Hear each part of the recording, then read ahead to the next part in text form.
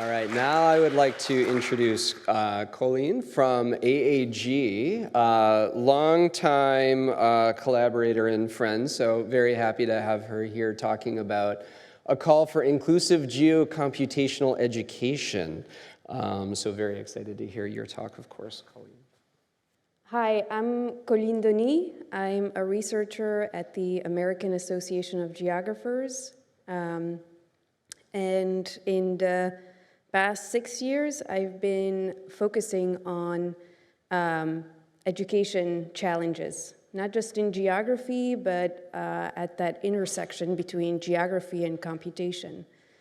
So I'll share a little bit about that, but really this is a call for inclusive geocomputational education in the United States, but as we just heard the other talk, this is not just a United States challenge.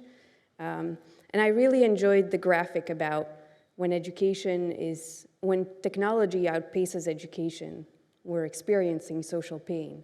And I think that's really relevant right now. I think technology has greatly outpaced education. And in the United States, you've probably heard of all of the teacher shortages and teachers quitting their job. I'm even wondering if we're not doing a little bit of this in terms of education while we're doing this in technology. So this is a really important call. And it's not just teachers who are going to be involved, but all of you, scientists who are advancing technology. I think you ought to invest in education too.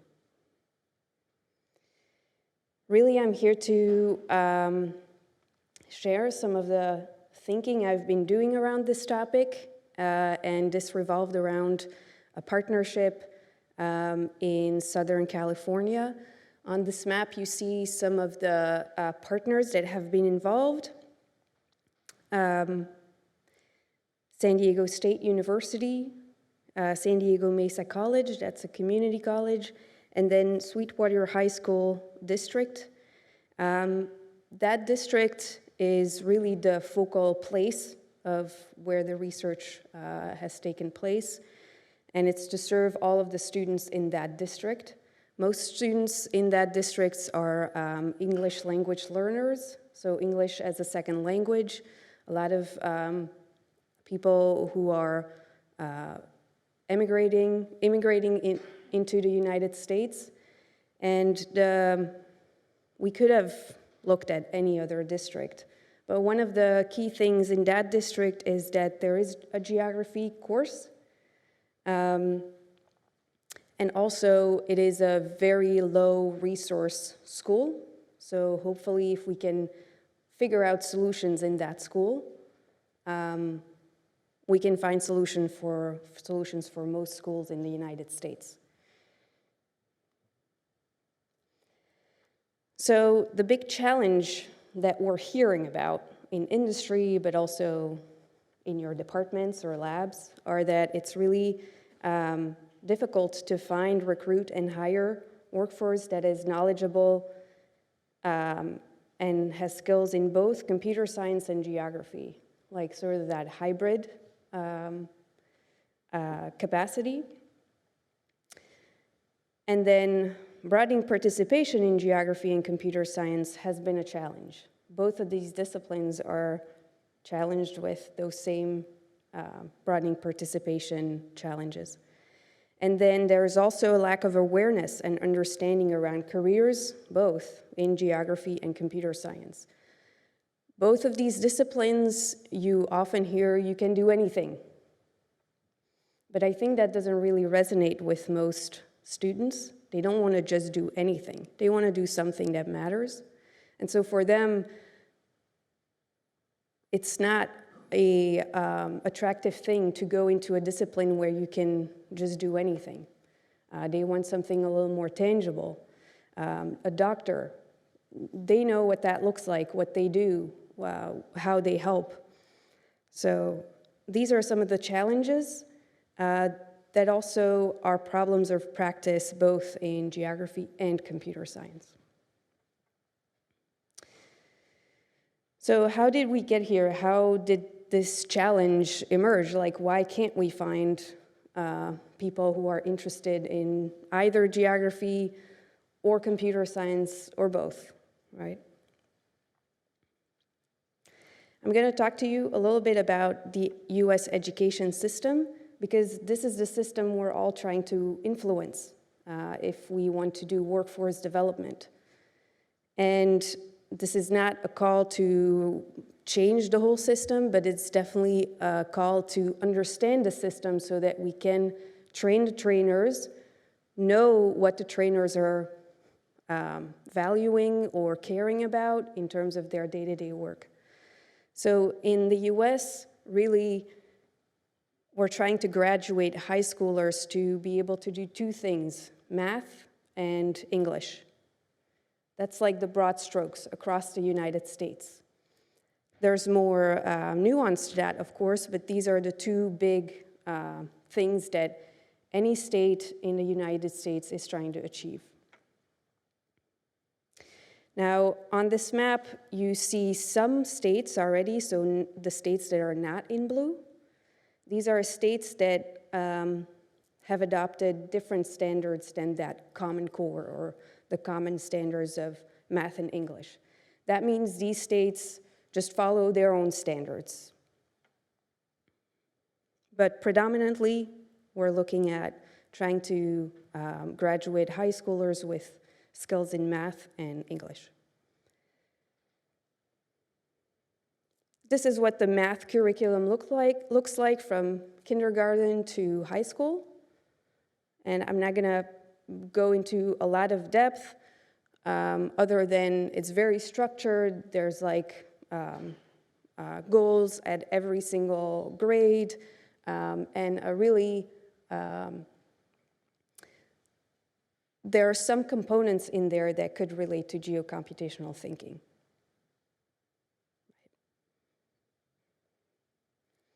And then the English language arts and literacy component is a little bit more, it's a little bit different, but basically reading, writing, comprehension in English is the top priority.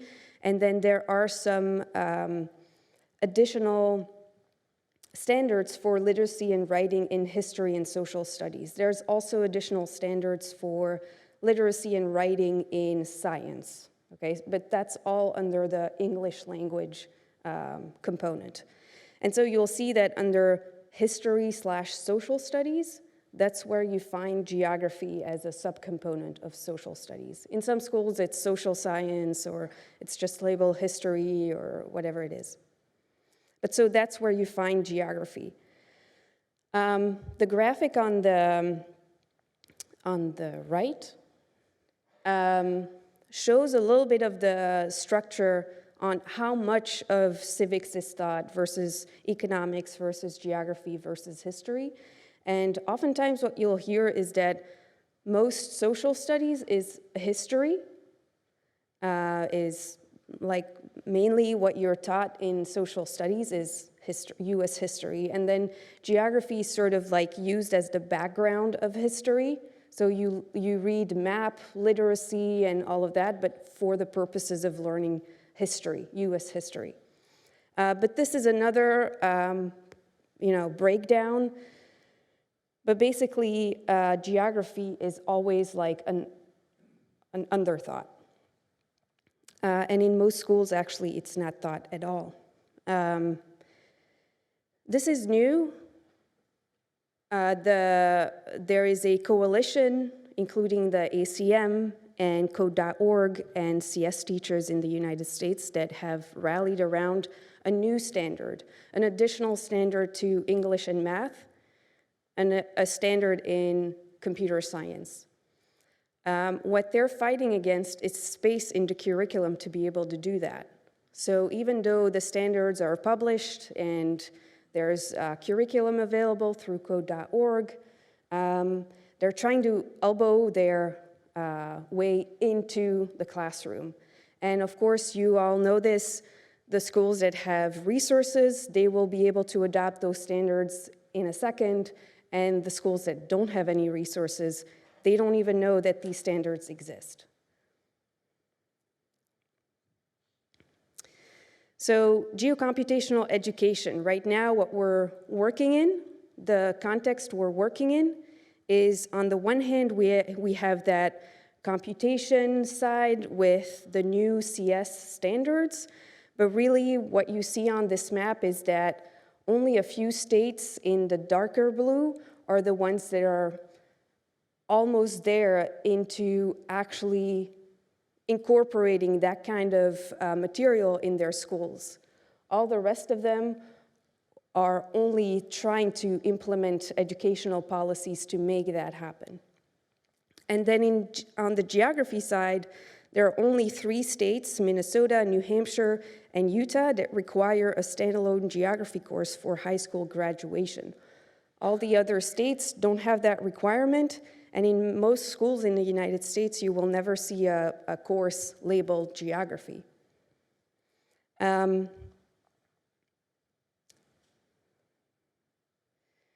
So we want to try to create educational pathways for all students. And so these projects I've been a part of and led in Southern California have worked with K-12 teachers, both in geography and in computer science. And we have connected them with educators at the community college and the university level to try to build their own curriculum, their own secret sauce of what they're gonna teach their students. This is the first initiation project that we did, and then in the second round of that project, we added San Diego Mesa College as an additional partner. But one of the big aspects of that partnership is that we're rooting it into culturally responsive curriculum development. So we're letting the teachers create their own curriculum, but in consultation or in conversation with geographers and computer scientists at the community college or the university level. The idea there is that teachers know their students best and know how to tap into their aspirations to build curriculum that's gonna really intrigue them to learn more and take in those skills that may sometimes be very challenging or intimidating. One of the things that I get asked by teachers, since teachers really are strapped for time and have a lot of stress and a lot of work, is why do I need to do this thing? What is computational thinking? Why does that matter? Why should I spend another hour outside of work trying to build curriculum that's gonna include computational thinking or spatial thinking or both? Why? What is it? So part of the efforts that we've been doing is to try to define computational thinking. And maybe you've seen Jeanette Wing's definition of computational thinking, and then I'm using this one, which came out of a study that looked at all sorts of studies around computational thinking. But computational thinking is a conceptual foundation required to solve problems effectively and efficiently, with solutions that are reusable in different contexts. And when I share this definition with teachers, they still don't see why they need to stay up late after school to put this in their curriculum. And they also don't know why. I'm proposing a different definition, is that computational thinking is the thinking needed to solve problems that have extreme time constraints. And this thinking results in solutions that are effective, efficient, and reusable in different contexts. And that thinking that's needed to solve problems that have extreme time constraints, I think, is more and more increasingly relevant in most classrooms. In California, for example, fires is a really important topic. Immigration is a really important topic.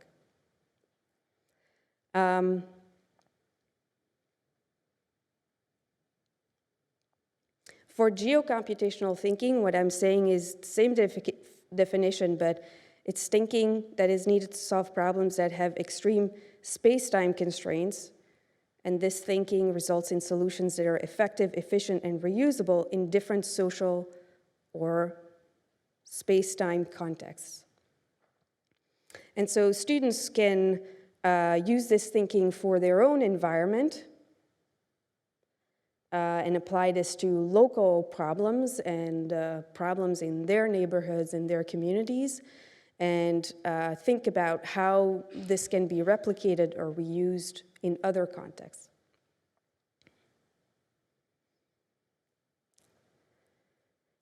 So this is really a call to develop your own geocomputational pathways wherever you're at, whichever institution you are at. Look at the school that feeds into your departments, labs, centers, and connect with them, connect with the teachers, and try to figure out that room in their curriculum, their existing curriculum. That's my call to all of you to participate in creating an inclusive geocomputational workforce. So thank you for that.